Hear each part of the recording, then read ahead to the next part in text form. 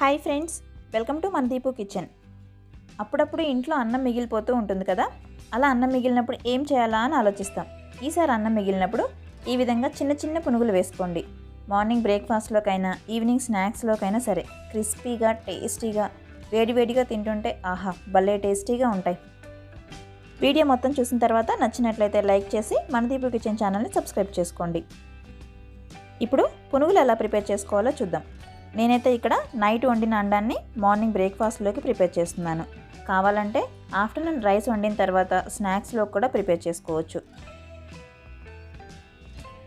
ఇప్పుడు రైస్ని డైరెక్ట్గా గడ్డలుగా కాకుండా కొంచెం ఈ విధంగా విడదీస్తూ మిక్సీ జార్లోకి యాడ్ చేసుకోవాలి.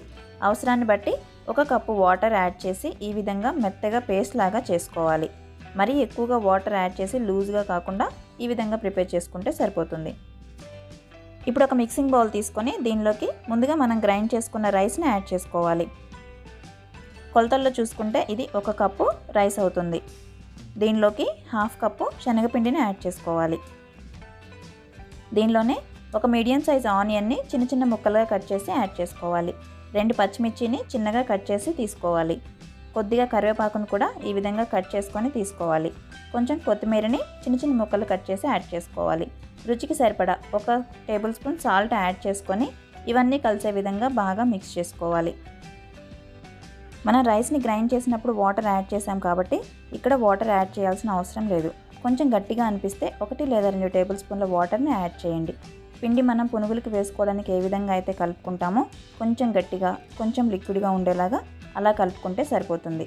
వాటర్ ఎక్కువగా అయితే పిండి కాస్త జారుగా అవుతుంది, పునుగులకి ఆయిల్ ఎక్కువగా పీల్చేస్తుంది. అలా మాత్రం మిక్స్ చేయకండి.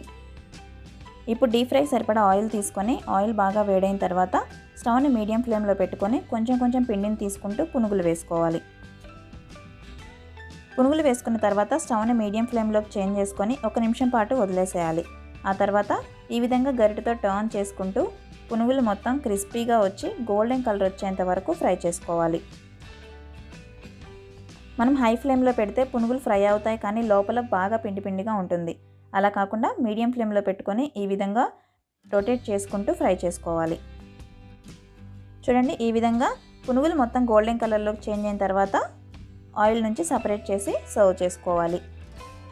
వీటిని మనం వితిన్ 10 to 15 మినిట్స్లో వేడివేడిగా రెడీ చేసుకోవచ్చు. చూడండి, బయట క్రిస్పీగా లోపల సాఫ్ట్గా చూస్తుంటేనే నోరూరిపోతుంది కదా. వీటిని ఇలాగే డైరెక్ట్గా అయినా తినేయచ్చు, లేదంటే చట్నీ కానీ సాస్తో కానీ చాలా బాగుంటుంది. పిల్లలు పెద్దవాళ్ళు ఎవరికైనా సరే భలే నచ్చుతాయి. మీకు కూడా నచ్చినట్లయితే మీరు కూడా ఒకసారి ట్రై చేసి మీకు ఎలా కుదిరిందో కామెంట్స్ రూపంలో తెలియచేయండి. అలాగే వీడియోని లైక్ చేసి మన దీపు కిచెన్ ఛానల్ని సబ్స్క్రైబ్ చేసుకోండి. నోటిఫికేషన్స్ మిస్ అవ్వకుండా ఉండడానికి పక్కనే ఉన్న బెల్ ఐకాన్ని కూడా క్లిక్ చేయండి. Thank you.